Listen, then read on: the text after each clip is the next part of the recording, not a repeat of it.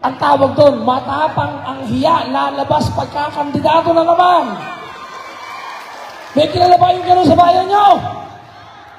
May kilala ba yung matapang ang hiya sa bayan nyo? Pambira!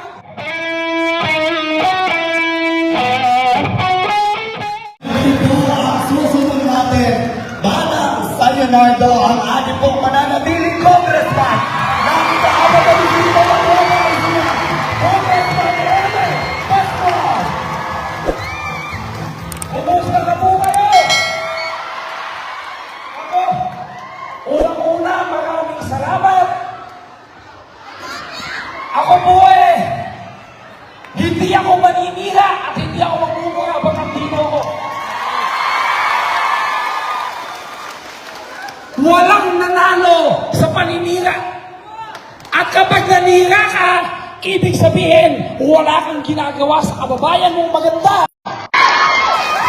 Wala kang maikwento na magandang bagay, kaya paninira ng kapwa mo ang ginagawa mo. Ako po, masayang masaya. Hindi ako kumikibo. Dahil nung kagabi, may tumatawag sa akin ng mga taga-Maynila. Matataas na opisyal. Tinatawagan sila doon, ibig huwag ipatuloy yung pong ating bigayan na ito ngayon ng ayuda. Sino nakikiusap? Alam niyo na kung sino yun. Alam niyo na kung sino. Ang sabi doon sa Maynila, sa mataas na opisyal, parang awa mo na, huwag mong gagawin ito. Sapagkat yung kanyang kababayan, hindi niya matulungan. Ngayon natutulungan ako, haharangin niya. Hindi ako babayad. Ipinaglaban ko po ito. Alas 11:30 ng umaga, kausap ko si Speaker. Speaker, tulungan mo ako. Sabi niya, Congressman Emeng, sabihin mo sa mga taga-San Leonardo, hindi yan ang huli. Madami pang ayuda na darating sa inyo.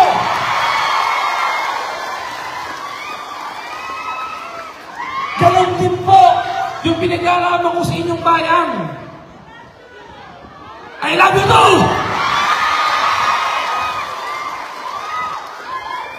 Nung ako po nagpunta sa inyong bayan, hindi para makipag-away. Hindi po ako sanay makipag-away. Hindi ako walang iyang tao. Nagpunta po ako doon para tingnan yung proyekto para sa inyo. Napakadami kong binabagsak na proyekto sa inyo, hinaharang lahat. Napakadami. Yung highway, baka ako sakaling mahiya, highway naman to. Ano po nangyari? Pinuntahan doon, inaway ako. Hindi po ako matapang, pero pagpaka sa kapakanan ng mga taga-San Leonardo, magiging matapang ako. Ipaglalaban ko kayo.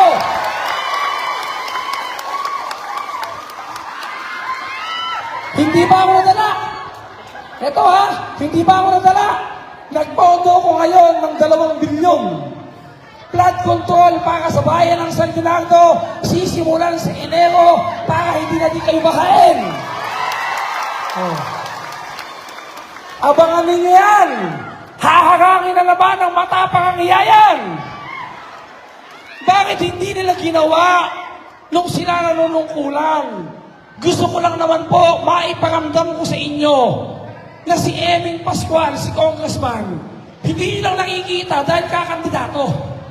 Ayoko na magpaparamdam lang ako sa bayan ng San Leonardo dahil malapit na naman ang politika. Kapag po ganon, ang tawag doon, matapang ang hiya, lalabas pagkakandidato na naman. May kilala ba yung gano'n sa bayan nyo? May kilala ba yung matapang ang hiya sa bayan nyo? Pambira! Alam ba ninyo ang bayan ng San Leonardo? Kayo ang may potensyal na maging syudad. Bakit? Hindi totoong sentro ang Gapan. Ang Gapan po nasa sulok. Sulok kami, ang kabila namin, Bulacan na. Umuwi kayo ng bayan nyo ngayon sa San Leonardo, tuloy agad, wala kaming space para sa komersyo. Pero ang bayan ng San Leonardo, magmula sa Castillano hanggang Santa Rosa, napakahaba ng lugar para puntahan ng mga negosyante, ng mga investors. Pero bakit wala pong asenso ang bayan nyo? Bakit wala pong investors na nagpupunta sa inyo? Magtatayo ng Jollibee, hati, hating laway. Tama ba yun? Isa lang po ang dapat nyo gawin para umasenso ang bayan ng San Gerardo. Magpalit po kayo ng mayor. Sa totoo lang, hindi na po kailangan. Yun lang.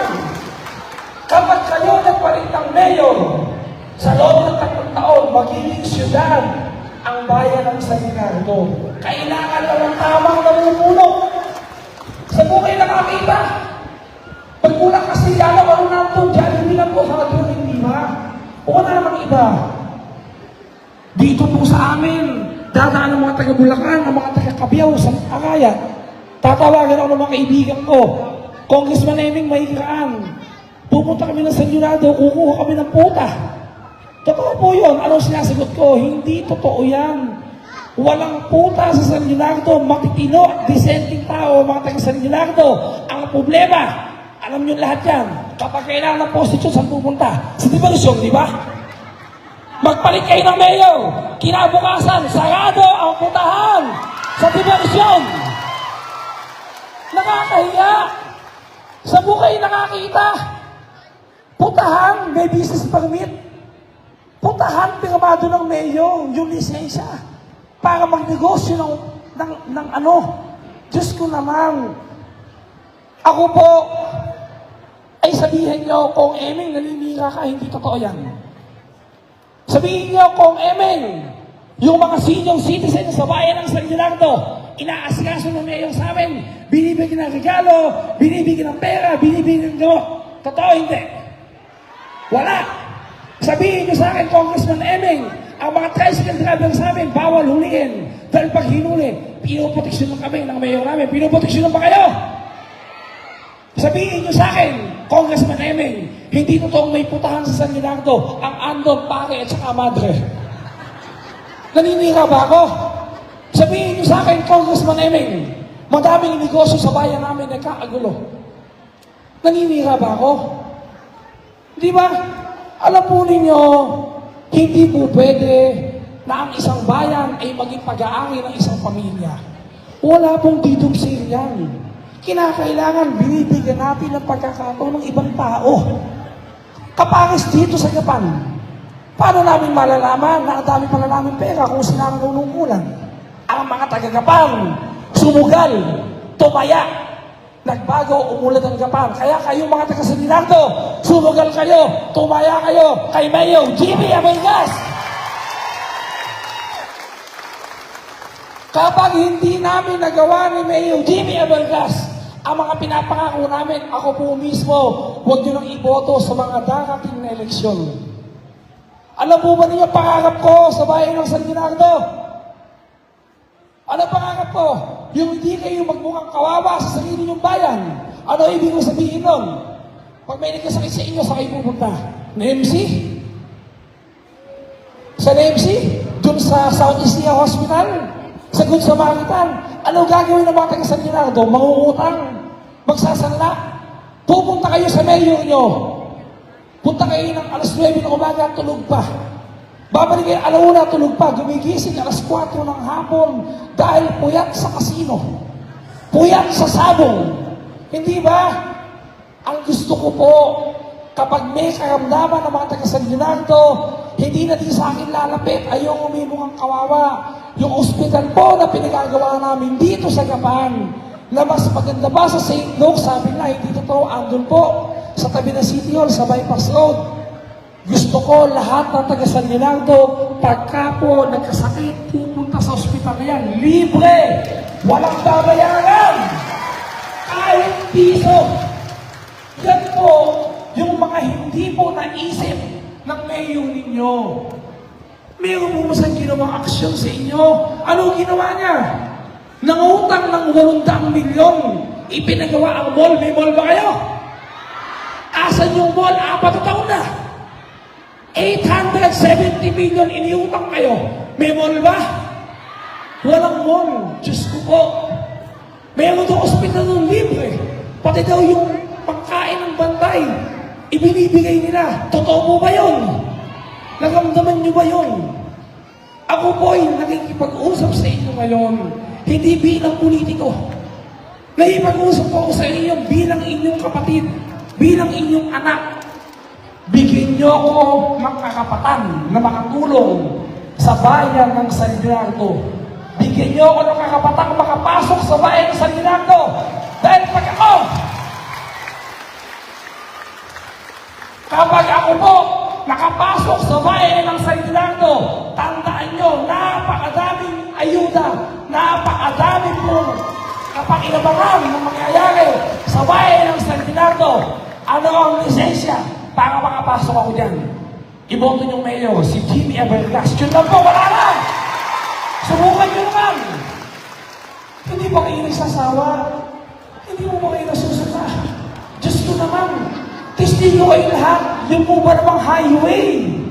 Highway! Ini-spark mo ko'y maihito. Ano katuwinan? Dahil daw sa pag-aspato, nasisira daw yung mga converge, yung mga cable nyo. Nasisira daw po yung mga tubig nyo sa bahay. Totoo po ba yun? Diyos ko naman, alam po ninyo, alam ko naman, na yung sinasabi ko nasa isip yung lahat. Yung sinasabi ko, alam na ninyong lahat. Kaya lang kayo po ay natatakot. Huwag kayong magpatakot. Hindi na sa uso. Laos na yung matanda na yan. Di ba? Sasabihin nila, si Congressman Eming, hindi totoong mabait. Ako daw po dito sa Kapan, paglasing, nananampan ng tricycle driver. Sa buong buhay ko, wala pa po nasampal kahit na isa. Sa buong buhay ko, hindi pa ako umiinom ng kahit na isang boteng alak, wala akong bisyo. Sa buong buhay ko, kahit sa stick ng sigarilyo, hindi ako humitit. Hindi po ako nagsusugal. Dahil hindi ako nagsusugal, hindi ako buong sa utang. Dahil hindi ako nagsusugal, hindi mainit ang ulo ko na naghahanap ng mga utang at pambayad sa utang pagdating ng hapon. Dahil doon, maayos ako ng panunungkulan. Sino yung sinasabi ko ngayon? Na gano'n ang ugali. Yung mayor nyo, ano pagmamalaki niya? Ang pinagmamalaki niya, yung sabungan. Yung sabungan, katapat ng eskwelahan. Yung sabungan, katapat ng simbahan. Tama ako, balik? Nakakahiya. Diyos ko naman, saksi ang Panginoon Diyos, hindi salitang politiko. Bigyan niyo ako ng karapatang tumulong sa bayan ng San Leonardo. Magpalit kayo ng mayor. Nagpunta ng San Isidro kapag 2 ng gabi. Ang sabi doon, si Eming Pascual, mapapahiya sa bayan ng San Leonardo. Ang boboto dyan, wala pang 100 katao. Totoo po ba yan? Ako naman, kahit hindi nyo ako iboto, ayos lang. Ang pinapakayos ko sa inyo, magpalit kayo ng mayor, Jimmy Abergas! Iboto nyo! Yun lang! At para po, higit pa akong makatulong sa inyo habang nasa Maynila ako na kumukuha ng mga proyektong pera, sana po, tulungan niyo naman po yung kaibigan ko, yung kapatid ko talaga, si Bucaldodong Bautista, Trinidad, na vice mayor dito sa amin. Yun lang po, ako po ay hindi na magpapakatagal. Siguro po sa dami ng tao dito, madami na ako dito natulungan.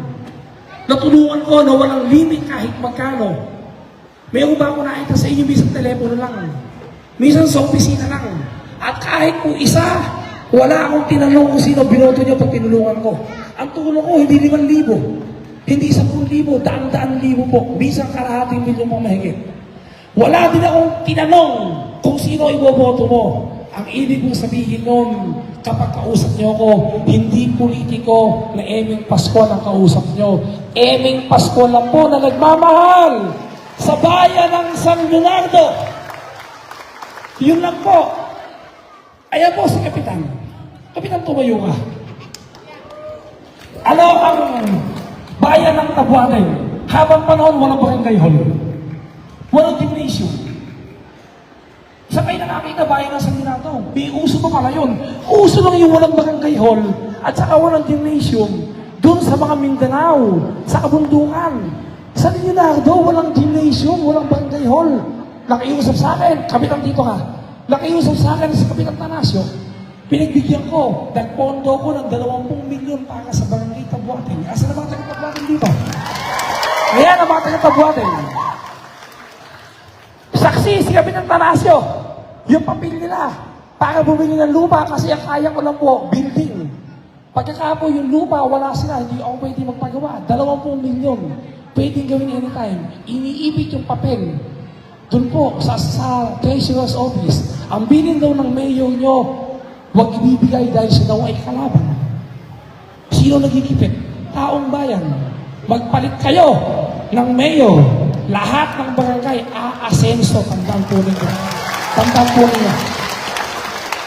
Nung isang taon pa yan, hindi ko maipagawa dahil wala siyang lupa. Nangutang sila sa bangko para mabili lupa. Ayaw ibigay. Sa po kayo nakakita.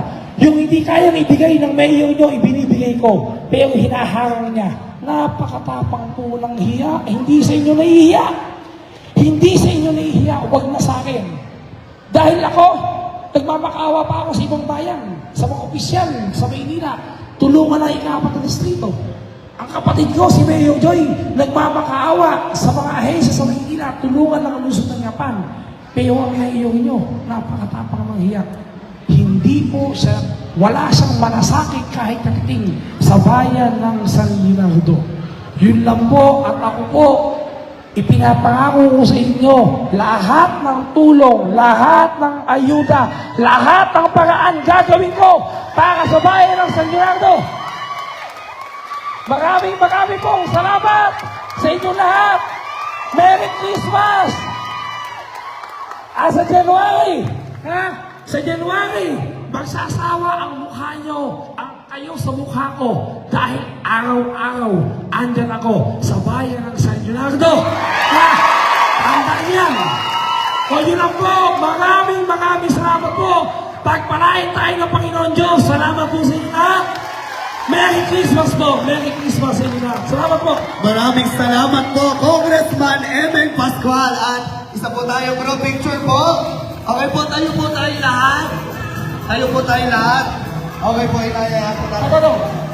Okay po.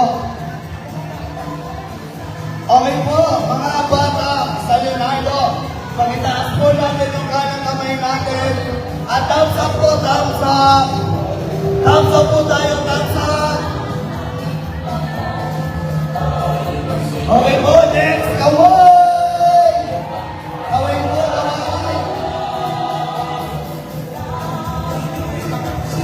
Ayan po, muli, maraming salamat po sa ating pong mananatiling congressman ng ika-apat na distrito ng Nueva Ecija, Congressman Emeng Pascual. You know, simulan nyo na lahat, mabilis lang. Tapusin yung playlist sa mga makauwi na sila. At mag-grocery pa ang mga taga-San Leonardo! Magkano? Ay, 250. Okay. Yung pong 250 pesos, yung 100 pamasahe. Yung 150 pang Jollibee. Yung 5,000 pang grocery. Kaya, ito kaya yung mayor ng San Leonardo, yung kababayan mo, hindi mo ko kaya pigilin sa pagtulong. Mamatay ka sa inggit! Salamat po. Maraming salamat po, Congressman Emeng Pascual. Ayan po.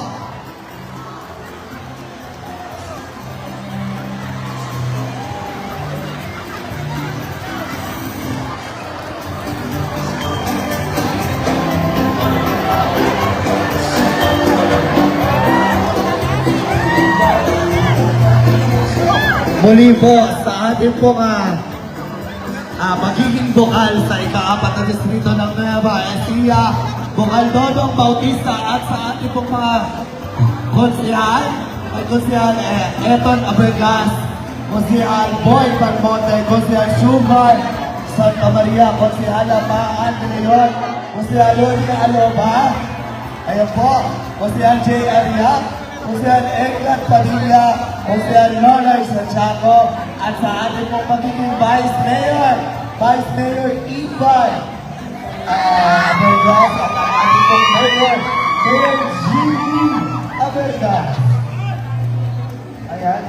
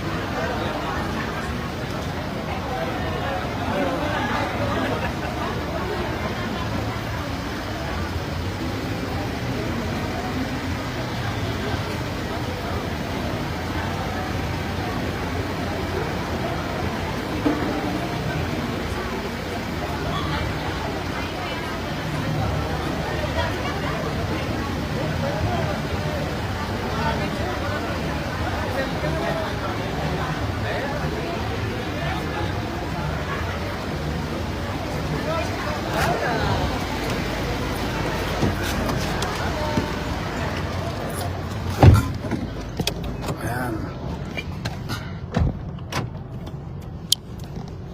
Ayan. Nakita po ninyo. Ayun, naku. Bye-bye po, bye-bye. Salamat.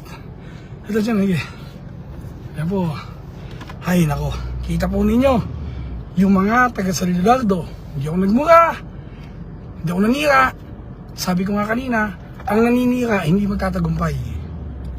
Dahil ang naninira, wala kang masabing magandang ginawa mo sa bayan mo o sa kapwa-tao mo, kaya naninira ka na lang, di ba? O yun lang po yun. Kaya ako po, kahit maghapon, salamat sa inyo, salamat po yung mga tao, nandito dito, Diyos ko. Salamat po. Isipin nyo ha, ako kahit maghapon, kaya kong sabihin kung ano yung magandang ginawa ko at kung ano pa yung mga gagawin ko. Bayan ng San Leonardo, hindi po kayo pababayaan, walang kayang pumigil sa akin para po makatulong ako sa inyo. At nangihingi po ako ng pasensya sa mga taga San Leonardo kung pong isang kung isang beses po nakapagsalita ako ng mga hindi magandang salita. Patawarin po ninyo ako mga taga San Leonardo, hindi po tayo ganun magsalita, nabigla lang po ako sa sama ng loob ko dahil po sa kabustusan ng mayor nyo. At ako naman po, yung pamilya niya, hindi po kasali sa minumura ko. Yung pong anak niyang babae, matinupong tao yan. Yung anak niya si lalaki, si Kuya Purico, matitinong tao yan. Mga disente po yan. Pasensya na din kayo ha. Okay, pasensya po. Nangihingi ako ng pasensya. Hindi lang sa mga mamamayan ng San Leonardo, pati sa buong distrito. Hindi po palamura si Congressman Emeng. Dahil lang po ako ng kabastusan ng mayor na yan. Hindi na po maulit yun. Hindi na. Pangako sa inyo. Magandang umaga po. Hindi po napapagod. Si Congressman Emeng, dito muna tayo. Ay hindi, ayaw mo na. May ubutsi po na ako, baka mahawa ko sa pakiapan. O yun lang po, dadalhin ko sana si Kapitan yun lang po. Maraming salamat po. Di kalibong serbisyo para sa ikapat na distrito ng Nueva Ecija, lalong-lalo na sa bayan ng San Leonardo. Kita nyo kung gaano kasaya mga tao. Kita nyo kung gaano sila kaligaya pag napag-uusapan ng kinabukasan ng bayan ng San Leonardo. Salamat po, Merry Christmas!